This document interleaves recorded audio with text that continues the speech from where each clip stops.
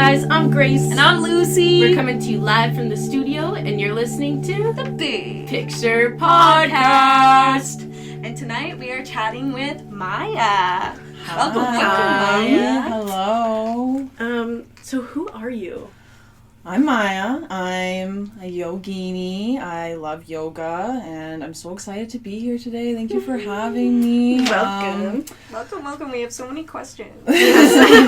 I'm a student. I'm, a sister, a daughter. I'm a lot of things, but I feel like I'm here on planet Earth to spread a message and make a difference, and I believe more than ever that everyone needs yoga and meditation right now, and I wholeheartedly believe that, and that is kind of why I wanted to get into my yoga teacher training, and there's other stuff I want to do in the future afterwards, but yeah, I'm really excited, and I finish in June, and it's been such a journey. I've been in the yoga training since October, so it's A long time. a lot, yeah. And it was 1 weekend a month, which was really flexible. And we had our training at the end of April, and then we don't have one in May, and then we graduate. Our graduation weekend is at the beginning of June. So then after that, I will be able to register and certify myself as with the Yoga Alliance and everything. So it's really cool. And actually, funny story, yesterday I went to a Sense of Unity in Edmonton, just off White Ave, with my friend, and the lady was asking us kind of what we were doing. We were taking those pictures for the podcast yesterday, the yoga pictures, and I was telling her about my training and whatever, because she was asking what we were doing, and she's like, oh, we actually have a space back here. We're actually looking for instructors. So that's fucking cool. Yeah. Serendipity? Yeah. So it just it was nice to walk in there, and she was like, yeah, just, if you're ever looking for somewhere to teach, we can do all the advertising and marketing for you, and just let us know. We have a studio space, and show me the back, and it's very nice. There's mirrors all over. It's very big. And so my mom's actually a yoga teacher too. Now, she is kind of why I decided to take my yoga teacher training. She took it during COVID, mostly online, and now I've had the privilege to take it in person. I haven't had to go online for any of my yoga teacher training. Yes. There have been a few women in the training that, they need to join on Zoom if they're sick or things like that, or just even away. But luckily I've been able to experience it all in person. But yeah, my mom was a really big inspo for that, and she was excited when I told her about that at a Sense of Unity. She's like, I'm going to have to call them, because she's been teaching yin yoga. So it's great to have that inspiration in my life, I guess. So yeah, that's, I guess, a little bit about me and what I'm doing right now. So yeah. Cool. And what's your sign? Yeah, I would like to Signs. know. Okay, signs. Yeah, big three. So I'm a Sagittarius sun. I'm born on the first day of Sagittarius, November 22nd. I'm right there at the cusp of Scorpio and Sag. But, some people don't really believe in cusps, so that's a whole other discussion. But anyways, and then my moon sign and my rising sign are both in Aquarius. Double Aquarius, yes. And I have an Aquarius stellium. Now, a stellium is when you have more than I believe it's 4 or 5 placements in one sign in your birth chart. So I have my Uranus and Neptune and Mars are in Aquarius. So yeah, that's 5 placements of Aquarius. 5 placements of Aquarius for me. So yeah, it's like Aquarius sister. Yeah. They're weirdos. They're out there. They're little aliens, and I'm proud to carry that stellium. And yeah, so it's like the double Aquarius and then the Sag. So it's very out there energy, impulsive, fire and air, Mm-hmm. So I'm happy to carry that as my big 3. That's for sure. insane. I wonder with this new cool. Aquarius season and stuff, if that's just shining a spotlight on you Yeah. in particular. I wonder. Yeah. Well, a lot of people actually think that the Aquarius is a water sign because they're the water bear, but yeah, it's an air sign along with Gemini and Libra. But yeah, I can get more into that, of course, with the categories, but yes. Of course. Yeah, you want to get into that right now? I mean, might as well. Talk about astrology? Yeah. Yeah, let's ask some astrology questions. What do you want to know? Well, let's get started with, the basics and how each sign kind of sits together, what they all kind of represent. If you can go over each one, maybe. Okay, sure, yeah. So a lot of people would think that the astrological season would go from January to December, but it actually starts with Aries in the end of March. Yeah, Aries season. So it goes Aries, Taurus, Gemini, Cancer, Leo, Virgo, Libra, Scorpio, Sagittarius, Capricorn, Aquarius, and Pisces. And you can almost think of this as ages. Like at the beginning, the Aries, they're kind of like the little babies, whereas Pisces at the last, they're like the old souls, which definitely represents that water sign energy. But I can go through. So we'll start with Aries, number one. Yeah. So yeah, it's all very categorized. I've been into, like, astrology was my first big, I guess, spiritual thing I discovered when I was, I don't even know how old, but I do remember when I was little, I knew what the signs were because of my mom, and I knew she was a Cancer. And I actually bought her a little necklace from the dollar store, a little Cancer one that I saw. It was like with my grandma or something, and I'm like, hey, like, that's Mom's sign, I want to get it for her. And yeah, I gave her this little Cancer necklace, and so cute. Yeah, and I don't know how old I was, but then I discovered it more in like junior high and high school. And when I first discovered my birth chart and I saw that Aquarius in grade like 10, I think, I was like, that was my first like aha moment. I was like, oh my gosh, this is much more than just your sun sign. This is so much more. And it was just a really big moment for me of like, wow, this is more than I thought it was, and I want to learn more, right? Yeah. So, but yeah, anyways, Aries, they're a fire sign. They're very bold, energetic, feisty, that fire energy. It's funny, I heard this one person say, it's like they like hot sauce. If you want to characterize them. Oh, yeah, that makes sense. Like hot sauce. Yeah, they're out there. You can usually spot an Aries from a mile away, kind of thing. So yeah, that's the fire sign energy. I've known a lot of different, and you know, it depends on you can't absolutely say for certain about someone. It just knowing their sun sign, you got to know a bit more. And yeah, so Aries is that fiery energy, very bold, very out there. They want to be seen, but they also make really good leaders, and they're, very like go-getters, right? They want to get stuff done, so they could make like a good boss, a good manager, very, very good motivators, very driven to success. And then secondly, Taurus. Now this is, you're taking a little bit slow. Taurus likes to take it slow. This is an earth sign, very connected to the ground. A little bit stubborn. My brother's a Taurus. Yeah, a little bit stubborn, but we love them. We love Tauruses. They're so cute. They, very connected to the earth. Sometimes they make good money, or they know. They're really they're very good financially. They really like doing hands-on work, actually.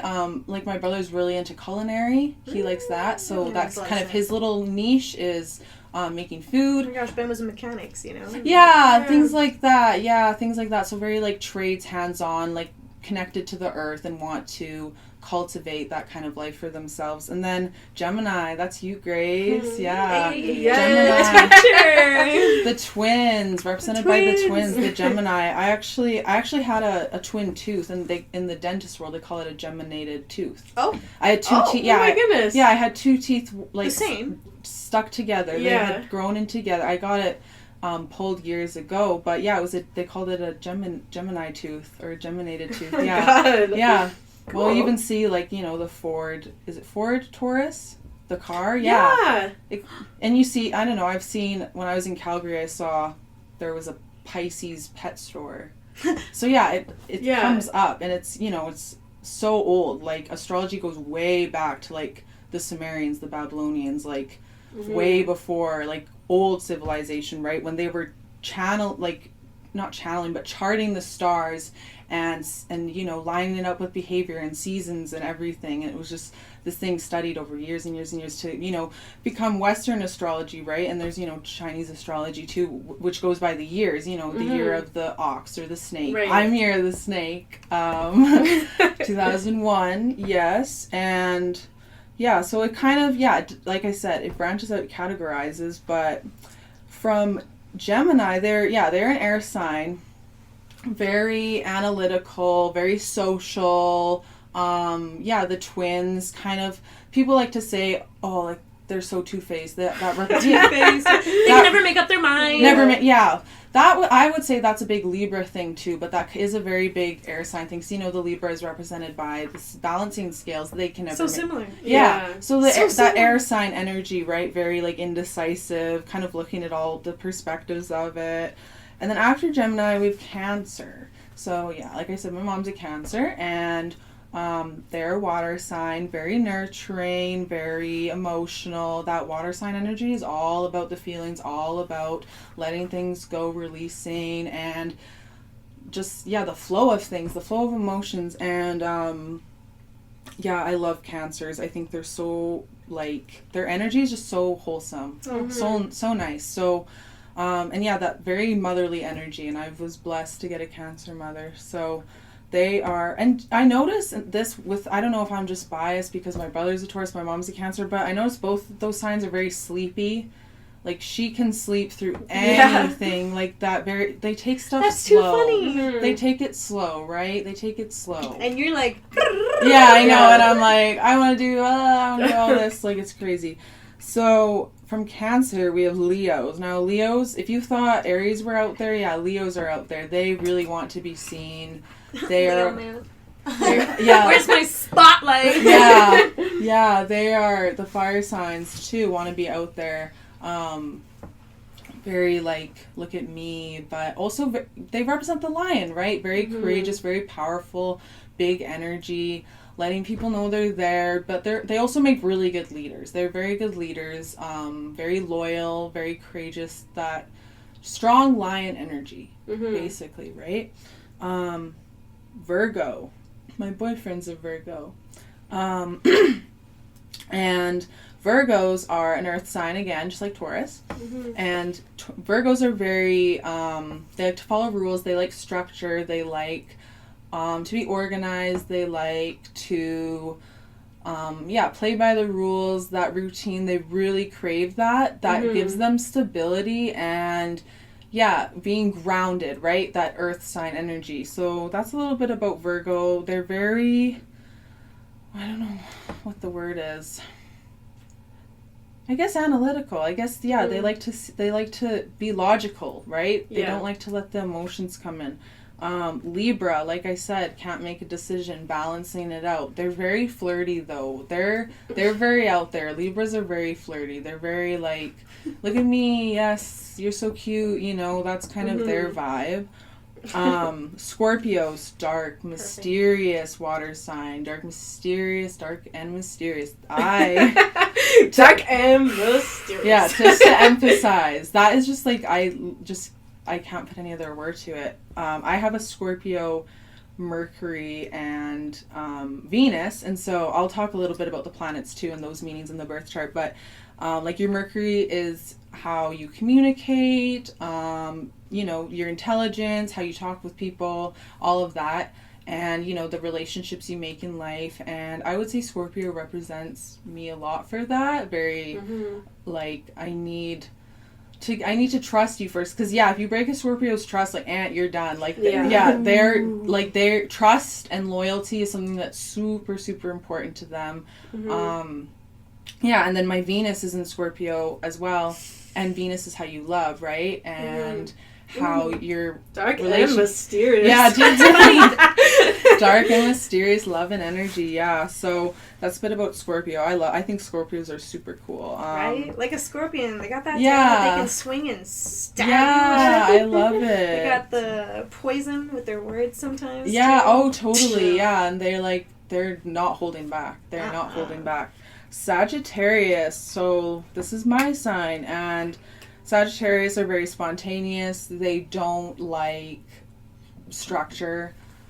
Like with my Aquarius moon and rising, my structure with just, air sign and structure and all that, I crave, routine, but I also do like to be spontaneous. I do like to have my own schedule and work at my own pace. Like, I don't like a 9 to 5. Recently just quit my cleaning job to focus on school more and focus on my yoga teacher training and all that, and that's just more important to me than doing that right now.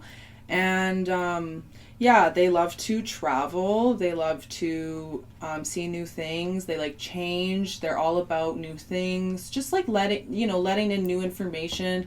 I relate to that a lot. I love to learn new things, especially with yoga. It's like you have an endless array of workshops to take, classes to take, training to take, stuff to learn like forever. Like in yoga, we like to say, oh, I'm the forever student kind of thing. I'm a student of life, things like that. It's an awesome thing to live by. So as a Sagittarius, I love that. Capricorn, earth sign. So Capricorns love to work. They love to stay on top of things. Yeah. They're labeled as workaholics. They're kind of shout out to my friend Kaylin. Shout out to Matt. Shout out to that makes sense. Yeah, they're a little bit more reserved, a little bit more, I'm going to keep to myself. I don't need to be the center of attention because I know that I'm good enough kind of thing. I know I work hard enough. That's kind of the Capricorn energy and mood. They don't need to come in and be the loudest. They just want to work the hardest, right? Yeah. So that's a little bit about Capricorns. And then Aquarius, the one thing, I know I said they're like a little weird, a little unique, right? They're their own kind of people, Aquariuses. And, but with the water bearing representing Aquarius, that also represents, they are the natural humanitarians of the zodiac. They love to help other people. And actually, like last year, I was working in retirement homes and doing a lot of respite work. With people with disabilities, and I think that was my Aquarius, like that humanitarian energy really shining through, that I really wanted to help. I really wanted to make a difference in these people's lives, and that's not something that is really my dream anymore, mostly because of like how much more I've tapped into my spirituality, and I can feel energy so much more, and I'm like so sensitive to the chaos that can happen in those jobs sometimes. Not saying that people with disabilities or seniors are chaotic, but there can be some really challenging situations, and I was like, I say that again. Yeah, like I was like, I'm kind of so true. I'm kind of not feeling this really anymore. But it was, those were really great jobs at the time to help and really show. I learned a lot. It showed me a lot about life and just to be grateful for things at the end of the day. So that takes us to that's a little bit about Aquarius. That takes us to Pisces. So this is the third water sign and the last sign of the zodiac. So Pisces, they're the dreamers. They're very imaginative. They are natural healers, natural empaths. That water sign energy, very, very sensitive, very emotional. Ex-boyfriend. Shout out. Yes, very, very sensitive. They take everything. They can feel it all. They're very in tune, very intuitive. That is the Pisces energy. I love Pisces energy. I think it's beautiful, and that's always, that time of the year is always the time to like take things slow just before Aries season again. It's kind of like Aries season starts off with all this creative energy and very out there spontaneous energy, and then you take it down a bit to Pisces, a bit slow, a bit sleepy, a bit taking it slow, so taking it day by day. And both of those are really important because you get that time to be creative, you get that time to work hard, and then you get that time to give yourself a bit of rest. And that's just naturally, with how we are connected to the stars, that's just naturally what happens. And even the moon, humans are what? Is it 73%? Yeah. 70 something? It's like 75 or percent water. Yeah. That was like 99. Yeah, so, we get affected mostly by space, right? Yeah. Explain that. Well, I also like to believe we're all star seeds, that we all kind of come from the cosmos. We're all, we all have that in our DNA. I don't know if you want to call it DNA, our souls. I would say more our souls and our life purpose. We come, that's just my belief. That doesn't have to be anyone else's belief. That's just what I have resonated with, that we all have that energy from the cosmos, from the stars. And these things that happen, like you were saying, Lucy, the Mercury retrograde and eclipses and stuff, all that stuff affects us, and we're all energy. We're more than just our physical body. So that's why this like astrology and even astronomy too, it goes hand in hand, and it's super important to pay attention to these things. Why am I feeling this way, and what's going on? And you just kind of take a look up at the sky, and yeah, you can find some truth in that and find some answers. So that's super cool. Yeah, it's crazy how much of it really has been used in history and in society and stuff too, because I've even heard like the United States in itself, like they did their elections around astrology, like depending on if it was a good time or not. And like, really? yeah. Okay. Oh, I've never so heard like that. not just the United States, but a lot of places, like especially when it comes to like governance and starting a business and like writing contracts and stuff like that. Like and like even big business people use astrologers for that kind of stuff. Yeah, and numerology, things like that. It all ties hand in hand. It all comes hand in hand, definitely. So it's very cool. I love it. I nerd out on it, obviously. So. Anyways. So we did a little bit, Sorry. Did a little bit about the signs and all that. Do you want to chat a little bit about your yoga? Can you tell us a little bit about your practice and what you're learning in school at the moment? Well, my schooling, I'm at NAIT. I'm taking a business diploma because I want to work for myself. I want to start my own wellness brand with yoga.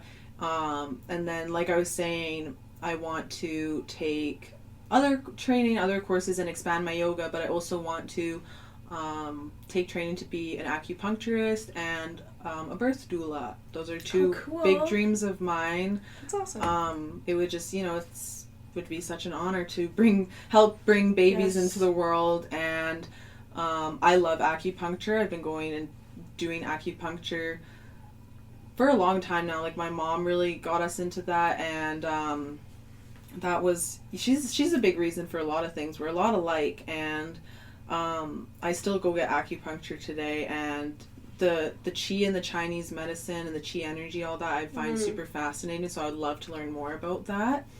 And I've looked at different schools for it and stuff, so kind of I like to think of it as planting the seeds, putting those thoughts out there into the universe, into existence, and just like planting little things here and there to make something bigger eventually. This big thing, right? I love that you say planting. Yeah. It's almost like a manifestation. Or just hoping, not hoping, but you are like believing it's going to happen. Yes, putting that in the ground, in the foundation, and just planting the seeds. So that was kind of something I learned in yoga teacher training. My the instructor who was coming to teach us philosophy and the history of yoga, Donna Lee Campbell, she's super cool. She said something like that. It was talking about planting the seeds, and that's something that I just really resonated with, and I think is a good way to look at it. Instead, why would you want to I don't believe all weeds are bad. I love dandelions, but like, why would you want to put a bunch of weeds everywhere? Why would you want to put out negative? Yeah. Like, I'm not here saying I'm perfect, but if you're conscious about it, you can see, I shouldn't have said that. I take that back. I reword it, kind of thing. You kind of think of it that way, and you're just more conscious about it. I think that is the most important thing, because we're not perfect, so you just gotta try to do the best you can. So and speaking about like the history of yoga and stuff, do you want to tell us a little bit about that? Actually, so yoga started in India, right, and made its way over to North America in 1893 with the World Columbian Yoga Exposition in Chicago. I just wrote that one down to remember. This is a big title. We learned about this in our yoga teacher training. So his name was Swami Vivekananda. He was a Indian philosopher, and he came to Chicago to this. It was basically like a world religions fair. It was all these different religions meeting from around the world, and he had this speech. It wasn't very long. He talked for a few minutes, and he was like, hey, we need to all come together. We need to put our differences aside. And he was talking about the principles of yoga and stuff, because it started way before that. It started with the Yoga Sutras, or the 8 limbs of yoga, which is basically, think of it as like a tree with different branches going off, and the tree trunk is yoga, and it's the different things that play into yoga, like physical postures, because it first just started as a meditative practice, with the, what's his name, Patanjali, so that's how you say it, the 3 elements, which included physical exercise, breath, and spiritual contemplation. So what that means is taking basically, your movement, your breath, and your soul or your spirit all together and creating what is yoga. There's also, you could also call it pranayama. That's the word for breath work. There's lots of different breathing techniques out there. Those are super important in yoga too, because it's not just the physical. It's like, it's the spirit, the spiritual, the breathing, the mindfulness. It's a lot of different things. And there's not a lot of concrete research on the studies of, does yoga help with like depression, anxiety, and stuff like that. It's just a little bit hard right now to get accurate research on that, but it does help with things like flexibility, strength. It can help people with different muscular disorders.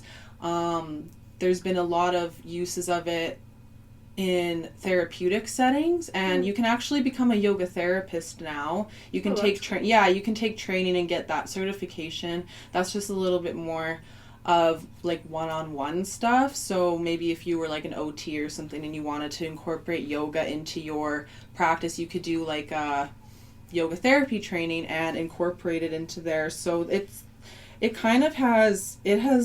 very, very, very old, right? And but it started off with the Yoga Sutras, the 8 limbs, and it was 196 manuals of Sanskrit text.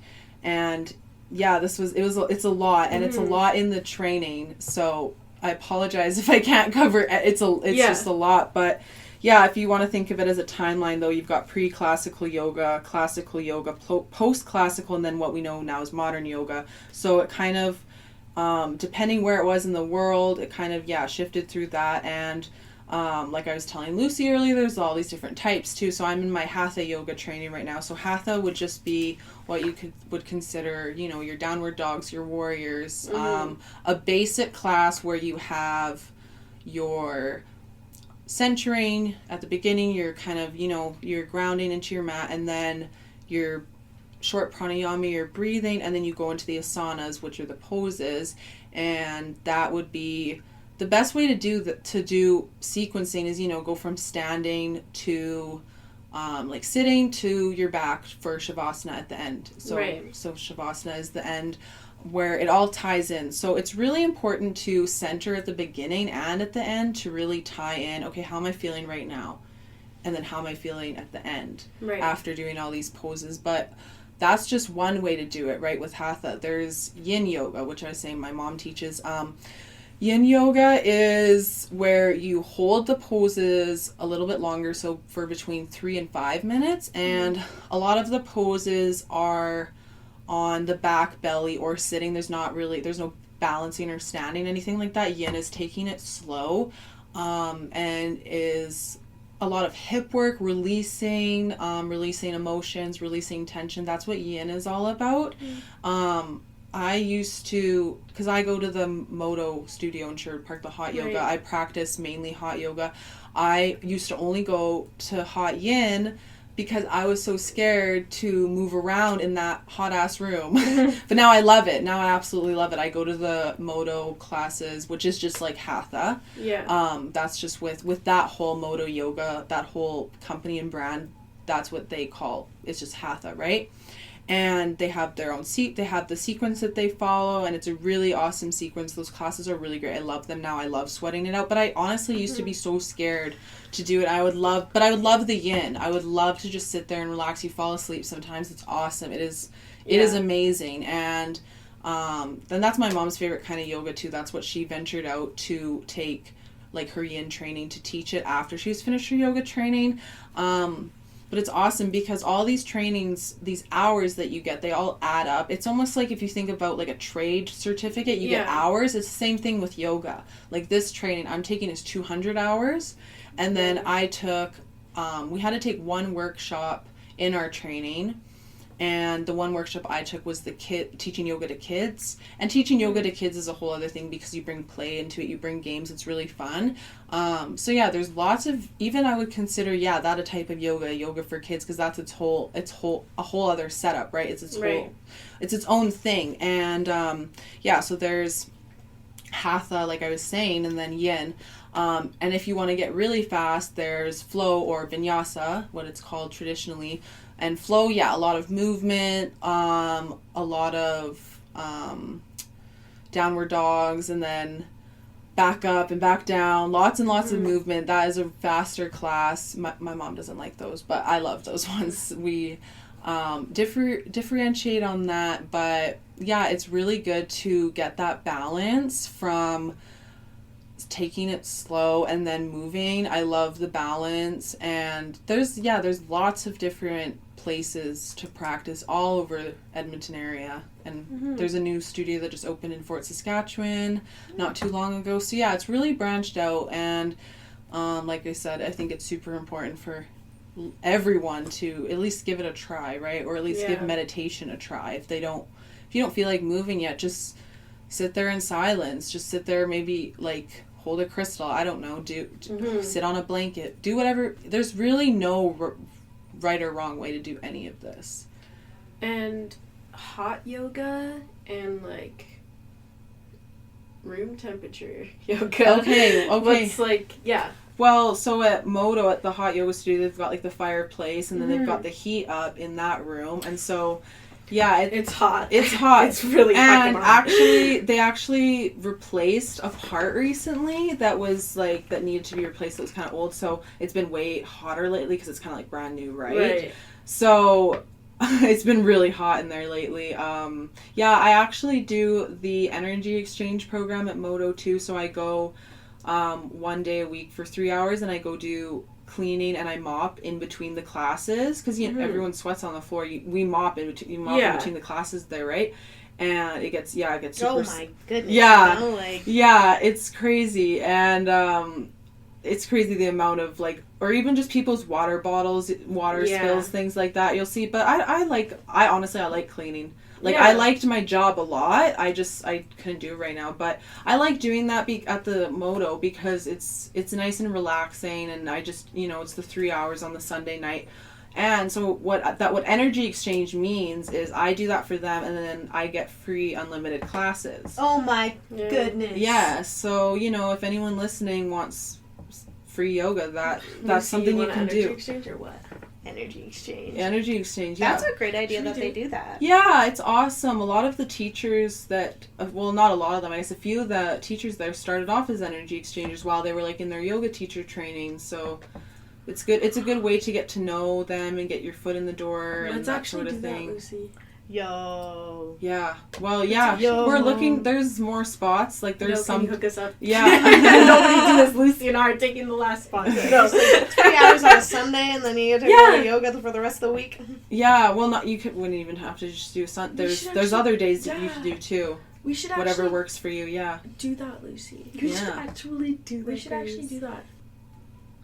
Where do you recommend that people start with yoga?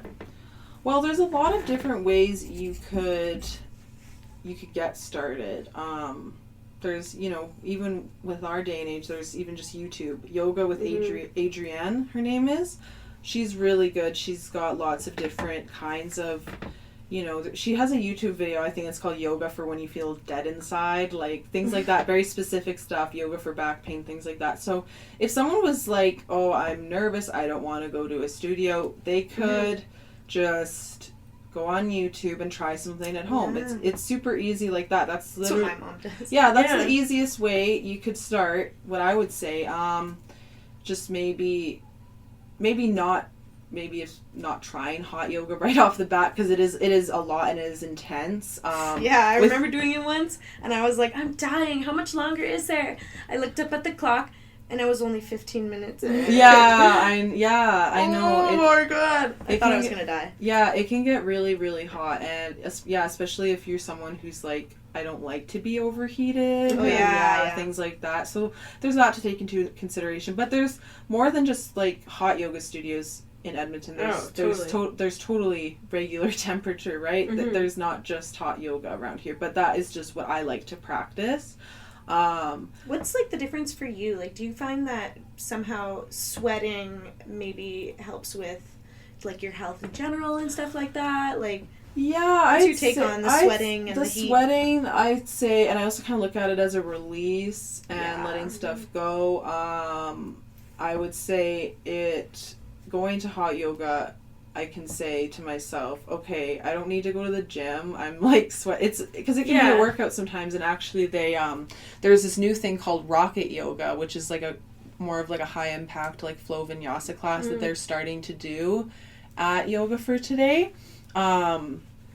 And yeah, I haven't gone to that class yet. I haven't been able to, but I really want to try it out. And it's kind of like you almost like, it's kind of hard for me to even understand because it's so new. It's like you kind of take the reins and you get to almost do the pose how you would want to do it. And there's a lot of inversions, which are like headstands and things like that. Oh my God. In rocket yoga. Yeah, so it's very intense. It's a new thing.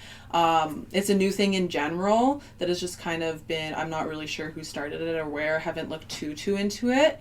But I've definitely I kind of want to go try it out. It's like, it would be like intermediate level. So that wouldn't be something that a beginner would do, but obviously. But there are a lot of classes out there for beginners specifically, or gentle yin, which like my mom was teaching, which is like really, really gentle yoga. And, you know, my grandma came, she could do it. Yeah. And she's got her knee and hip problems. Yeah. And this was good for her, right? And yeah, and like speaking of that too, what it would, you know, if someone had problems with their muscles or whatever it may be, and they're like, oh, I don't know if I want to try this. You could try a beginner's class. You can just, if you just kind of a quick Google search, because I don't want to like tell people specifically where to go because everyone's got their preferences, but just doing research, or even on Instagram, like #YAG yoga or whatever, like looking up, because a lot of these studios are on Instagram and you can see what they're about, what they offer. There's a lot of different like intro offers out there, like, oh, you'll get your first month unlimited for however many dollars and things like that. So there's a lot of options out there depending on your needs. And the thing with like going to let's say you go to a yoga class and you're like 10-15 minutes and you're like, I really don't like this. Well, but let's say you're like, I don't want to just leave, just go into child's pose. Just go into child's pose for a little bit, or lie on your back in shavasana. That's a thing that a lot of yoga teachers will mention. If you're ever feeling overwhelmed or you need a break, to go into child's pose, go onto your back, go onto your belly, just take a break. And even in the hot classes, I'll take a break sometimes, especially if it is like a flow class or one of those classes where you're moving a bit more and sweating a bit more, and you do need that second to just catch your breath. Don't have a heart attack now. Yeah, don't want to have a heart attack. Have some water, things like that. And yeah, there's a lot of things we learn in yoga teacher training about giving precautions and warnings for different things. Like, you know, there's certain breaths, like the Kapalabhati breath, which is like it's like a really fast-paced breath to get energy moving in your body. You kind of just go like, that's Kapalabhati breath. So it's really fast. You can't do that if you're pregnant. You can't do it if you're menstruating, things like that, because it will like disrupt that, and you know, especially if you're pregnant. But or things just with like blood pressure, heart conditions, it's not recommended. That breath isn't recommended for those kind of people. But yeah, there's a lot of different ways to start and get going. Bottom line. YouTube, quick Google search, look on Instagram, just to reiterate what I just said. Yeah, Instagram, #YAG yoga or whatever, YouTube, books, lots of different resources. Even if you're like, I'm afraid to go to a studio. Even if you go to a studio and you tell them, hey, I've never done yoga, what do you you could just go to a studio and ask and see what they say. Oh, we've got these kind of beginner classes on this day, whatever, and they can let you know, things like that. That's even a great way to get started. Even if you're curious, just go and ask, right? There's nothing wrong with that, because yoga is all about your own practice. As teachers, we give like guidelines and suggestions and show you how to do the pose and everything and the breathing technique, whatever it is, but you get to decide what you want to do in your own body. And that's the beautiful thing about yoga. You get to decide, okay, maybe I'm not going to go so far into pigeon pose today. Maybe I'm going to be a proud pigeon. I'm going to stay up. I'm not going to be a sleepy pigeon and go all the way down onto my forehead kind of thing. And you get to make those decisions for yourself. So yeah, as yoga teachers, it's important to give guidelines and recommendations and suggestions. Obviously, if you see someone and they're like going to hurt themselves, you're going to want to say, hey, just to let you know, you might want to come out of that a little bit. You're not doing it properly. So when I say there's not a right or wrong way to do things, there's like, there's unsafe and there's safe, but then there's also, you get to decide for yourself. You get to take those suggestions and recommendations and guidelines and work it into your own body. So, yeah. Yeah, that's super cool. One of the things that I love about, like, yoga is that it is your own, like, practice. And I used to be, like, super nervous and kind of, like, self-conscious about going. But I was like, wait. But everybody is here for themselves. No one is looking at if I'm laying down or not. And how it's not, like, gate-kept, Like... No, it's a very open... You can just... Yeah. It's very open. No, I would never want to, like, gatekeep any of this. That's why I'm here, right? I want to talk about this kind of stuff and, like, let people know. Spread the word. Spread the word. And just let people know. And, yeah, that's the thing, too. It is your own practice. It is, you make your own kind of rules for yourself based on your body and what you can and can't do.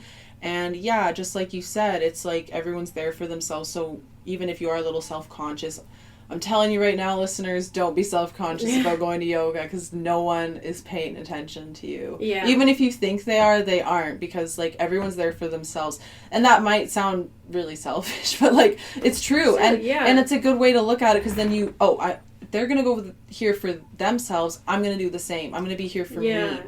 And I'm going to let go of whatever I had going on before I stepped on my mat, and I'm going to let go of whatever I have going on after I leave this class. Because that's really, the power of now, living in the present moment. That's really what it all is about. So, totally. Yeah. And do you find that yoga has, like, spiritual connections? Oh, yes, 100%. 100%. Yeah. What's your, like, personal journey with the spirituality of it? Personal journey. Okay, well, I think like I said, my first aha moment was with the astrology, right? And that's when I got really into it. I was going to different metaphysical stores in high school, and I thought all that stuff was really cool, and that was kind of my thing. And then when COVID happened and, school got cut off and I wasn't really doing a whole lot, I kind of got into it more again.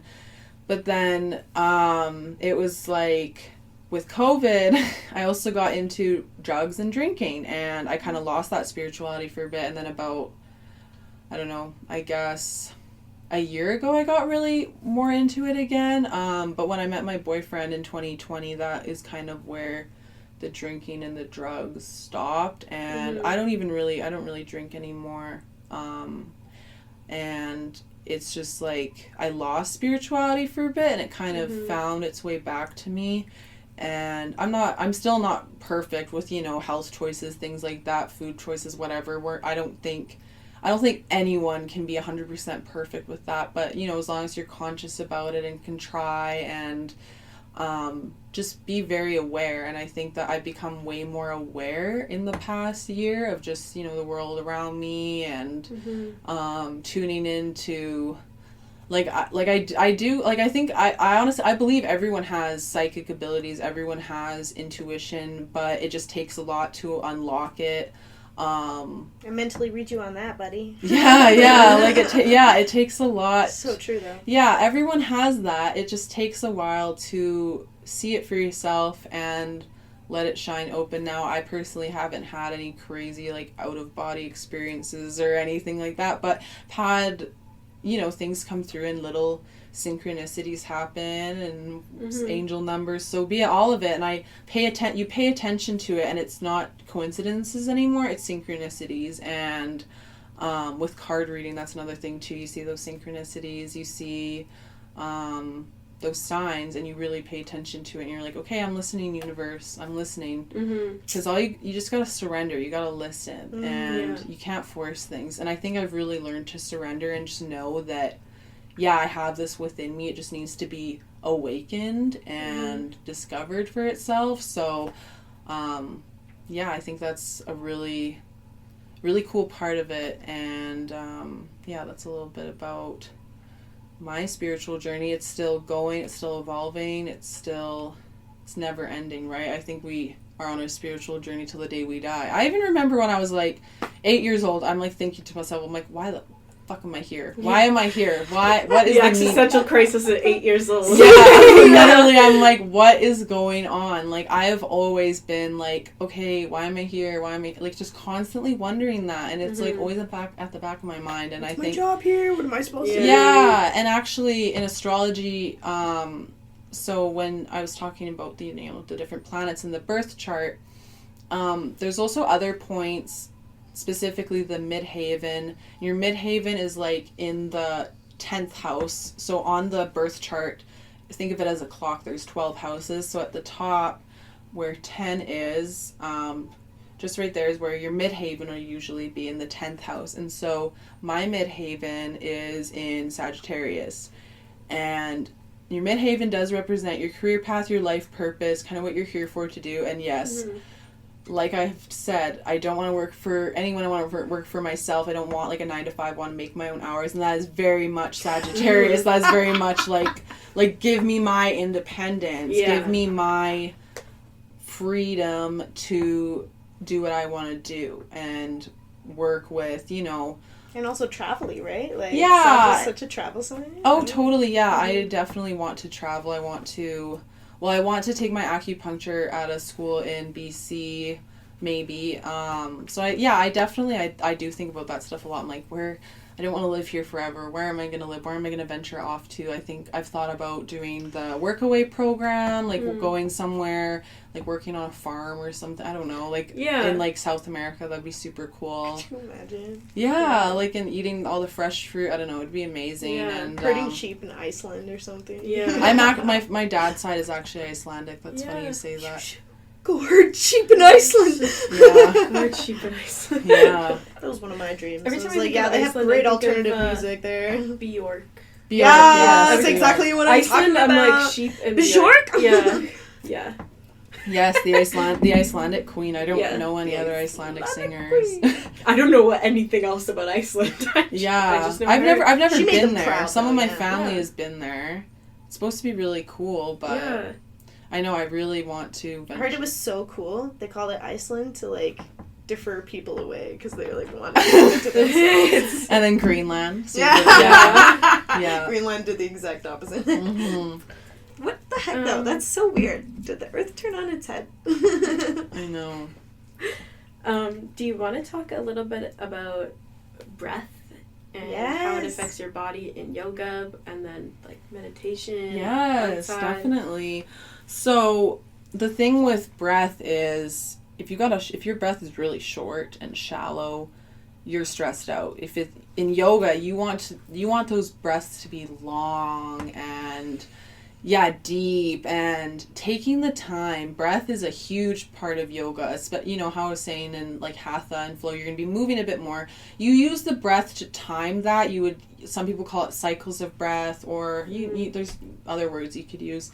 So you do a pose and then, okay, we'll hold this for like 2 cycles, and it's a lot of like, you can associate inhaling and exhaling with like opening and closing up your body.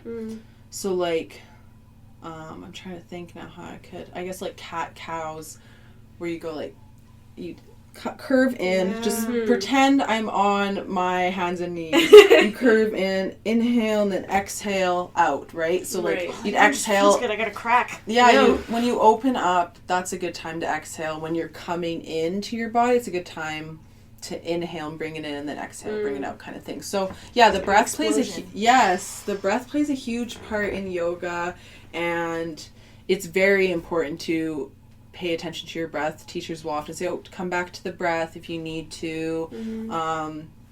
And yeah, like I said, pranayama, which is the word for breathing technique. that is usually done at the beginning. So we've learned a few in the training, like I showed you Kapalabhati breath, alternate nostril breath, which is where you put your hands in the mudra. So you put your 3 middle ring, point your finger in, and then you put, you have the pointer finger out kind of, and you use your pinky and your thumb, and so you'd put the pinky on the left nostril, you'd breathe in through the right, close the right, breathe out through the left. Breathe in through the left, close, breathe out through the right, breathe in through the right, close, breathe out through the left, breathe in through the left, so that's a real alternate nostril breath is one of my favorites. It's not just in yoga, it's a very good one to relieve anxiety. Good to do, if you're really stressed out, if you need to come back to the breath, it's a very good one for balancing the right and left hemispheres of the brain. To what's it called, like unclog, if you have one nostril that's a bit more clogged up than the other kind of thing, it'll balance those out too. That's what alternate nostril, that's one of my favorites. I really like that one. It's a very nice one to just sit there and do, and in a class you'd probably do like 10 cycles of it kind of thing, and the teacher would start by guiding you, and then you kind of do it at your own pace. And then there's also the pranayama 3-part breath, which is, you can do that one lying down or in supine, and that's where you put your left hand on your belly and then your right hand on your chest, and you're feeling the 3 chambers of the lungs filling up and inflating. So you have to really pay. It's kind of hard to understand at first, but you're thinking of like your chest region, and then your ribs, kind of like the side of ribs, and then your belly. Those are the 3 regions that you're picturing, and you're kind of like breathing into them. And you hear that a lot in yoga. Breathe into the pose, breathe into this, breathe into that. And a lot of people are like, well, breathe into, like, what does that mean? How do I breathe into my leg? Yeah. What helps me personally is just really focusing on that part of the body, wherever it is, and focusing your intention and your breath over to send air to that part of the body, if that makes sense. Some blood, and consciously, I'm sure. And get the energy flowing and doing it consciously, right? Getting, like, because, our breath is kind of like our energy, right? And the energy going through, and so that's a little bit about breath, and it is a very big part of yoga. Yes, it's very important, so. I just had one thing to say about breath that I found really interesting. I think I read it in maybe Eckhart Tolle's book, The Power of Now. But anyways, he talks about how, like, digesting is an unconscious movement that we do. A lot of our body and what we do is all unconscious.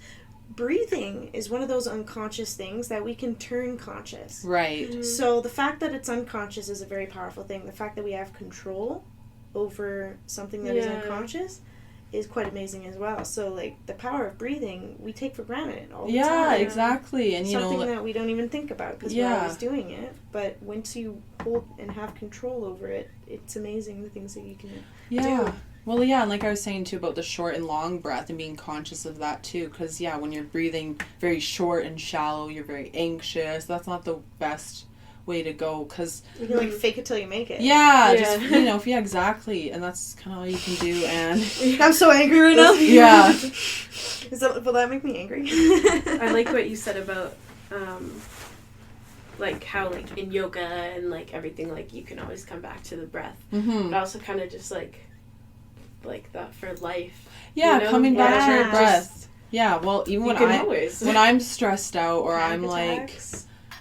like I need to come back to the breath. I will do alternate nostril breath, or I will just sit there and, like, feel my belly and just do some belly breaths, close my eyes, and just come back to the present moment, because that's all you can really do. It's just the power of now, and that's something that I've learned. There's a lot of things you can't control, and there's a million things going on at once, so might as well just focus on where you are right now instead of scrolling endlessly, or the news, or what's going on in Billy's life, or whatever. You know what I mean? Exactly. Like, it's focusing on the present moment. That's really what yoga's about. So,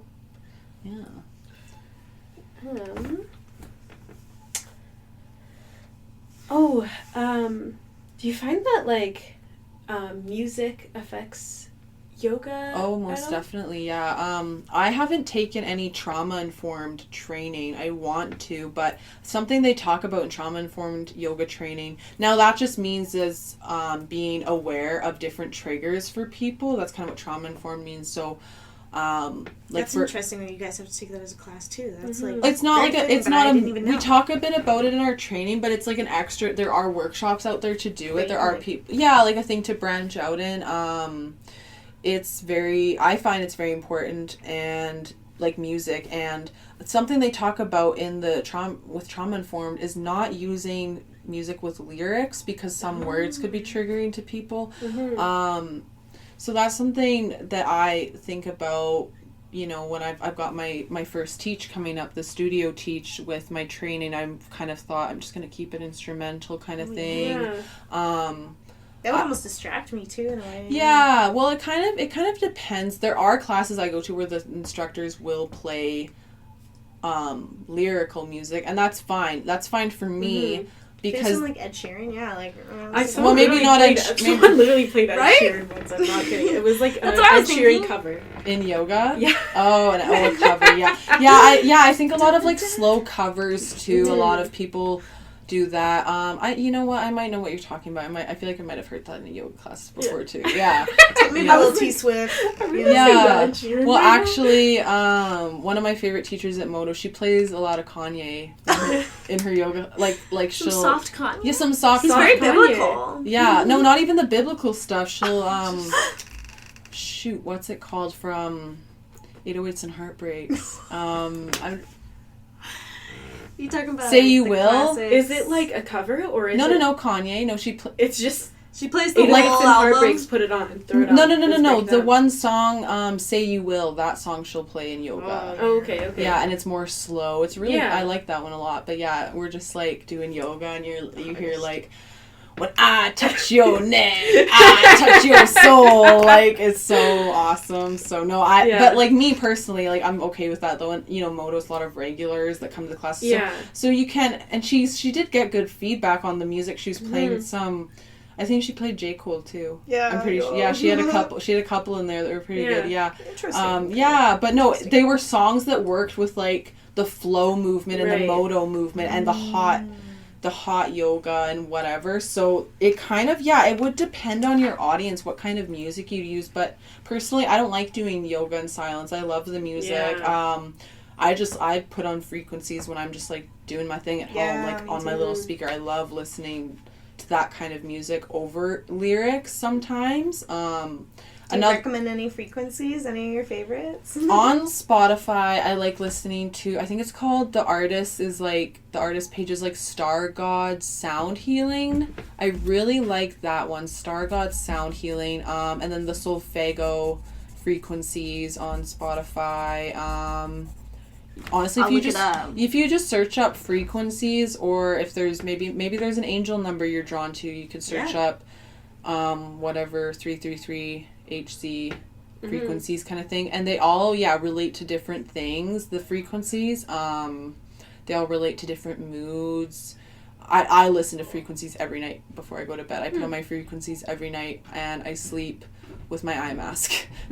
So it's like a routine, and I love going to bed with the frequencies. I love just listening to them, and even like binaural, I think it's binaural beats, how you say it, like the those are more for focus, and theta waves, those, theta, however you say it. That is another good one for like studying, doing homework, things like that, reading. Those are really good like focus frequencies. I think it's important to incorporate music into yoga. Another good artist actually for affirmation music it's a group called Beautiful Chorus.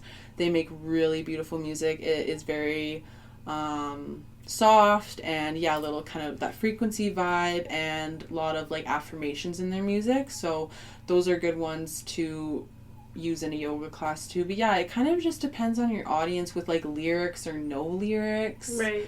But it's great to incorporate music into a yoga class. Yeah, for sure. For sure. And speaking of, I just keep missing out on the questions. Yeah. Speaking of, do you know of anyone local who does any music, or do you think you'd ever like support any like local artists through your yoga classes? I don't know of any like for yoga music. Yeah, right. Like I can't think of that for local, but I do some sort of acoustic soft person. Local artists I do like is Pleasure Craft. Hey. And shout out. What's it called? I forget. Something to Alaska. They're Scenic Route. They're great. Scenic Route. Yes, they're good too. There's this one song I like called Fine Shrine by Purity Ring, and I found out Purity Ring, this duo, like it's just kind of one of those. It was a song I like heard in like an edit when I was a teenager, right? And I still listen to it, and I found out the other day they're from Edmonton. Oh, that's cool. Yeah, they're called Purity Ring. Yeah, they're like a duo. Yeah, I found out they're from Edmonton. I was like, whoa, that's crazy. That's cool. Yeah. I like Tegan and Sarah, but Calgary. Right, Calgary. I saw Tegan and Sarah when I was little. My mom and I won tickets on the radio. Yeah. Oh my God, really? Yeah. Oh I was like, I saw them before the pandemic. So yeah. I was lucky enough. Yeah. Oh, this was way before. This was when I was like 10. Oh my God. Yeah, I was like at this Tegan and Sarah concert with all these. Yeah, I'm like woohoo! At like the Shaw Conference Center, is so funny. Oh my God, that's awesome. Who are some of your favorite like visual artists locally? Visual. Well, Grace, you know I love your art, of course, and I think you're very talented too, Lucy. Stop it. all this art around me in the studio right now, love it. But I totally forgot her name. I wrote it down. She sells her stuff out of where fairies live. Amy Freeland. She's got very like feminine kind of art stuff. But yeah, she's a visual artist. And I did want to, when I saw this question earlier, the visual artist, I thought about the girl I saw for my boudoir photo shoot. Her name is Kate Jensen. Yeah. She's got a great job. Yes, she's a photographer. She does lifestyle portraits, branding, boudoir. But yeah, I think like boudoir is like her main thing. And yeah, I still follow her and stuff. And the other woman she's done shoots for, gorgeous. And so visual art, Amy Freeland, I love her stuff. Yeah, when I went to where fairies live yesterday actually, and my friend got one of her prints. So nice. She's got lots of divine goddesses and that kind of like, it's very cool. She sells at the Witchery Market. I've totally seen her. Yeah, she sold her right there. Yeah, Amy Freeland. And we gotta give another local artist shout out. Mac DeMarco's from Edmonton, of course. We love Mac. That's all I can. I always forget that. Yeah, so that's so awesome. Yeah, so those are the artists I really like. Shout out to all of y'all talented people. Shout out Edmonton. Do you want to talk a little bit about chakras, Claire? Yeah, I can talk about some chakras. So a lot of people might not know this. The chakra means wheel or spinning disc in Sanskrit, because that's kind of what it represents. So if you think about your spine, you've got this line going in the middle of your body, right? That's like your kundalini energy goes up the spine, as well as the chakras go up the spine. They kind of tie in together. And I brought my crystals today. I picked out a crystal for each chakra, so I can talk a bit about each chakra. There are actually newly emerging chakras that go beyond your body, that are beyond the seven basic ones we know. What? Yeah, so it actually, I brought my little book here, and so these are the newly emerging chakras. So where's the newly emerging chakras? Yeah, it's here it is. So when people can be like, oh, one of my chakras off, like, how do you know if one of those chakras are off up there though? Honestly, I don't know a whole lot about the newly emerging ones quite yet. I still need to definitely do more reading on them, but there's different feelings, either good or bad, that are associated with each of the 7 chakras that you could be like, okay, maybe my solar plexus is kind of blocked right now. Maybe I should try A, B, C, D, whatever you're going to do, because there are different self-care things for each chakra, right? And we actually did a chakra yoga session in our training. We had a night where this lady came. Her name is Leslie Jones, and so she's a yoga instructor, and she knows a lot about the chakras, and we were doing like a whole yoga for the chakras class, and it was awesome. And it was a lot of like energy tapping, like just kind of like tapping your hands like up and down your arms, or for each chakra kind of thing. And so the newly emerging ones, actually, so I'll just kind of run through the 7 first. So you've got your crown at the top of your head, your third eye, and then your throat, your heart, your solar plexus, your sacral, and then your base. And with these newly emerging ones, above your head, you've got 3 above your head, apparently. So there's at the top the stellar gateway, the soul star chakra, the casual chakra, and then it goes from the crown to the base, and then under the base is the earth star chakra. So these are all very new. I don't know a whole lot about these newly emerging chakras, but I can tell you lots about the 7, so I'll just kind of go through. That's so interesting. Yeah. Yes, please go through our little rainbow. Yes, we'll go through a little rainbow. So start at the top. I want to have this book open too, because it is very helpful for... fuck it. I'm not going to use the book. We're going to use my knowledge. So, crown. So the crown chakra, we've got clear quartz right here. So your crown is located at the top of your head, and this is your intuition, your connection to spirit, letting things in and perceiving messages, things like that. What could I tell you about balancing it, though? Oh, here, we've got the crown chakra. So we can... Yeah, so it's about connecting to spirit, essentially. It's about here's balancing the crown chakra. So here's the gates or something. Yes. Like a box you can open. Yeah, it talks about balance, so balancing the crown chakra. So it says our crown chakra resonates with the clear white light of spirit. It helps keep us well by constantly making subtle energy vibrations available to our physical body. Without this chakra transmuting and stepping down these vibrations, we would not be able to absorb them. So if you think about it, it's like this is the top where this energy is kind of coming in, maybe from, those 3 chakras above, and from the cosmos and spirit, all those messages coming from above into our body. So that's where the crown starts. And then the third eye, which actually, I'd say the third eye is more about your intuition.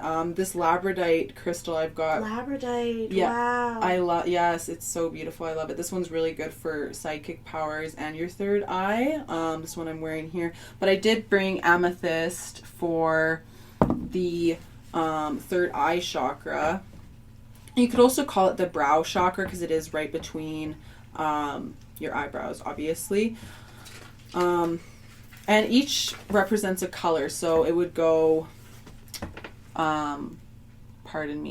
violet for the crown chakra, indigo for the brow or third eye chakra, and then blue for the throat chakra, green for the heart, yellow for the solar plexus chakra, orange for the sacral chakra, and red for the base chakra or root chakra. So that's, like a little color scheme. So your third eye is a very important chakra. People talk about keeping your third eye open, third eye awakening, things like that. Because it really is. It's like in your pineal gland, that gateway to the rest of your brain right at the front here kind of thing. So it's a very important chakra. I like to kind of joke when I get little pimples there. Maybe it's blocked, like in between my brows. A great way to meditate, though, is actually putting these crystals would be good to use on each of the chakras going down. You could kind of put it on kind of top of your forehead, and then your third eye right between your eyebrows, and then down to the throat, etc. So using these crystals is a really good way to balance the chakras. But your third eye is all about intuition, all about really feeling into your senses, opening that third eye, opening that consciousness, and staying alert and awake. And then that leads us into the throat chakra. This is all about your communication. This is all about you're speaking your truth, standing up for yourself. Maybe when it's blocked, you're not feeling as expressive, you're not tapping into your expression, you're not harnessing your powers. So those are, I like to believe, honestly, up until actually quite recently, that my throat chakra was very blocked as like a kid and stuff, because I would not, I would let people just step all over me. I wouldn't speak my truth, I wouldn't snap for myself, and that was kind of like what felt normal to me, what felt okay, what felt safe. And yeah, I had a little bit of a stutter and all that. Yeah. So true. Yeah. As soon as you get the stutter back, you're like, oh yeah, no, there's some throat chakra thing going on. Yeah, exactly. It ties into everything, right? And so I for the throat chakra, I picked blue kyanite. This is this little blue one here, obviously in the name, because there's black kyanite too. This is a really good, these are actually really both, amethyst and blue kyanite are really good for sleeping, insomnia, dream recollection, things like that. I put both of them under my pillow all the time. Interesting. So, but yeah, the blue, I wanted to kind of go with the color scheme almost. The blue does really, that color helps balance the throat chakra, and it's just it's the light blue associated with it, and then the indigo, the dark blue, is associated with the third eye. So it is, that rainbow color, right? So a lot of people would think that the heart chakra would be represented by like red or pink. Yeah. And rose quartz is a very good heart chakra crystal. I didn't want to do that today, though. I wanted to show the color scheme, so I picked malachite.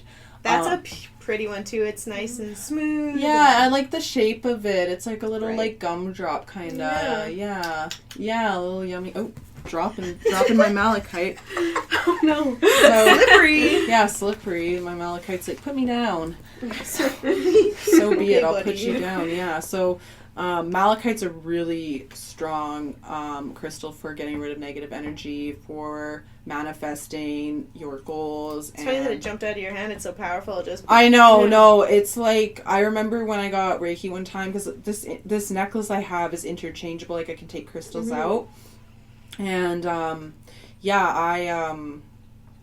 remember telling the Reiki healer, I was like, I was wearing malachite, and I could even feel like that might have been a bit much. And and she's like, oh yeah, that's a really powerful one to wear. Like, that is like, proceed with caution, basically. So I'm not sure why green is, I don't know, maybe this little book will give us an answer. This is just my little here, the heart chakra.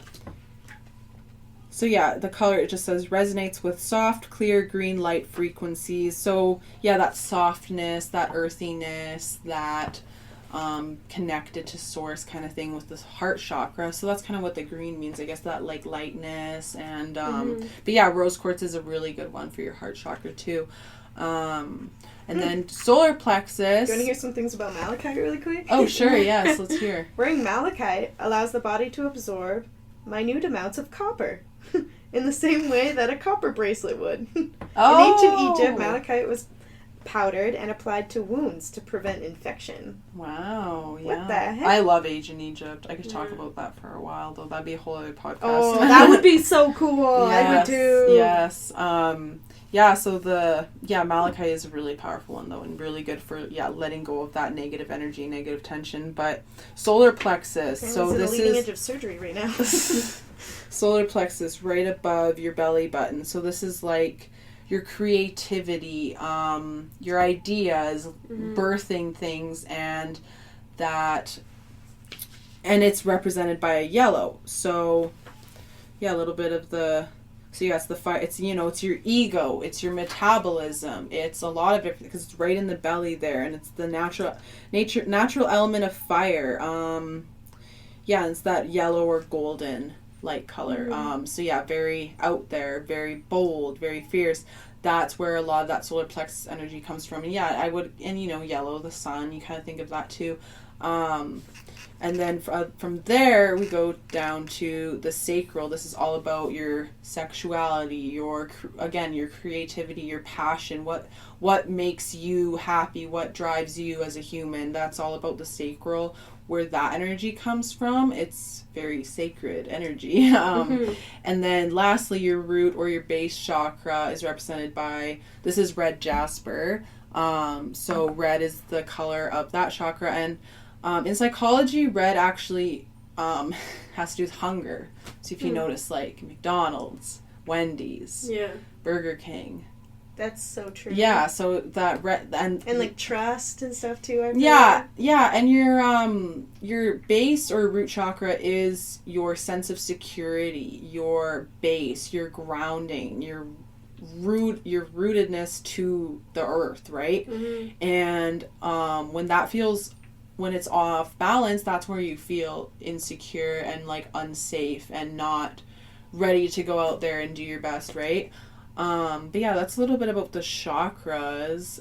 There's a lot to it, but yeah, there's, even people like to believe there's subtle little chakras all over our body. There's lots of energy spinning all around and that very, very well could be, but I do believe there's definitely these 7 main ones. It's been mentioned and it's such old knowledge. And I'm one for going back and looking at this ancient knowledge and looking at how we can use it today and and this is just something that has come through again and again. And I've got the chakra symbols tattooed right here on my arm. I see that too. Yes, so she even has a chakra bracelet on. Yes, yeah. I do. I made this one with a medium one time.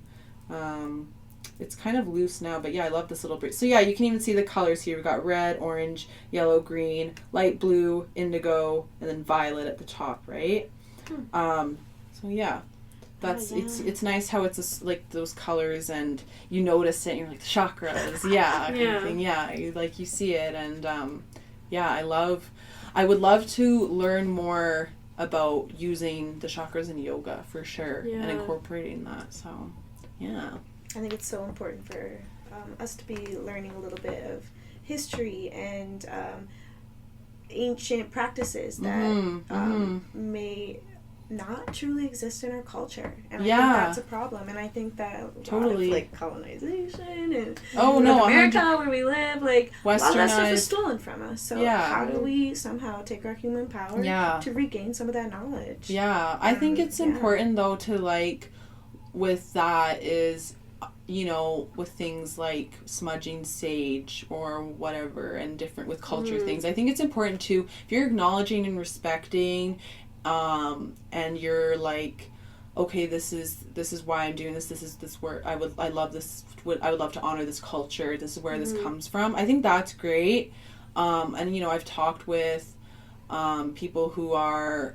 I was talking to these people that were half Cree, half Black, and they were like, you just have to be respectful of it. It's different than if you were to call it something else in a race, rather than, acknowledge and be like, hey, this is where this came from, this is what I'm doing, instead of totally just erasing it and calling it something else, right? Yeah. Like whitewashing or whatever you want. I came up with this idea myself. Yeah, like whatever you want to call it. Not even just with like race or white, like erasing ideas, regardless of race or anything like that. Erasing ideas, erasing who started what, that sort of thing. So it's important to look back at our roots and look back at where we came as humans. And I obsess over that all the time. I've got I don't know if anyone out here listening would know, but there's this, it's like spiritual Netflix. It's called Gaia. Oh. And yes, we love Gaia. There's a lot on there about like our origins as humans and stuff, and lots of different informational videos to watch. And that's where I like to sit down and do my like learning and really absorb, is because Gaia has a lot of stuff, and they have yoga videos too. Yeah, that could be that's another good reason. Meditation, so good. Yeah, they've got a lot. And they've even got a category of yoga off the mat, like how the yoga philosophy can play into your life, sort of thing. So they've got it all. That spiritual Netflix essentially. So it's awesome. If you don't want to quite subscribe right away too, I have heard that anyone who has Gaia can like send and share videos completely for free. Oh yeah. So if you have a friend who has Gaia, just ask him to share with you a bunch of yoga videos. Yeah. Yes. Yeah, no, it's nice that they do that though, because then it encourages sharing of a lot of their videos. Which Oh, is nice. totally, and like bringing more traffic in and getting more people to watch their videos, right? Yeah. Totally. I don't know if they're like a non-for-profit or something, but like. Well, first it was Gaiam, like that yoga company. That's them. Yeah. Like okay, they just changed, they rebranded a bit. I'm not sure, but you can like work for them and stuff. Like they've got a whole. Yeah. They've got like teams. They've got like articles. They've got like people writing stuff for their website, things like that. So be a cool job, hey? Yeah. Yeah. Talk about like woohoo stuff all day. Yeah. There's this one guy I really like on there. He's got his own talk show. It's called Beyond Belief. His name George Norrie. Yeah. Yeah, my guy, George Norrie. Beyond Belief is so good. I love it. It's so awesome. There is just about anything you could think of that you want to know about. He's got about, like 18 seasons or something. You can watch it forever. He's got like 400 episodes and he talks to like anyone and everyone. He's like the Joe Rogan of Gaia. Like he'll talk to anyone and right? Recently like, what I met was when he was talking to this guy who had been abducted into like a spaceship. Oh, so yeah. He had a whole spaceship story and stuff. Yeah. Like, Oh, I yeah. don't know why, but it was interesting to hear. Yeah. It was very interesting. Yeah, I know. I think it's important to like, you hear some stuff that's kind of out there, but like just to have an open mind. Yeah. That's all you can really do, right? But yeah, Gaia is awesome. Bottom line. Well, I think that's all the time that we have for today. Wow, that was great. But thank you so much for coming on. Check out Maya's, what's your Instagram? Bhagavana Yoga and Wellness. If you go on my Instagram, on my main account, it's tagged in my bio. That's where I'm kind of going to be posting my yoga stuff and starting off there. So just going to be using that account. I'm going to try and use it more. I'm not very social media savvy, so I'm getting there. But yeah, that's where you can find me. And if anyone is interested in coming to my first ever class that I'm going to be teaching, it is at Yoga for Today in Sherwood Park. It is May 23rd at 9 a.m. for a 75-minute class till 10:15. So if you're interested in that, you can check that out through Yoga for Today in Sherwood Park, and I will be on the schedule if anyone is interested in coming to my class. We'll be there for sure. Yeah. Birthday yoga. yes, and that's your birthday. That's right, yeah. Very exciting. Well. Oh, God. 9 a.m. Birthday yoga. Let's go. For real. That'd be so fun. Okay. See you there. Well, thank you so much. Yeah. Great. We had so much fun having you on. Thank you so much for coming. Yes.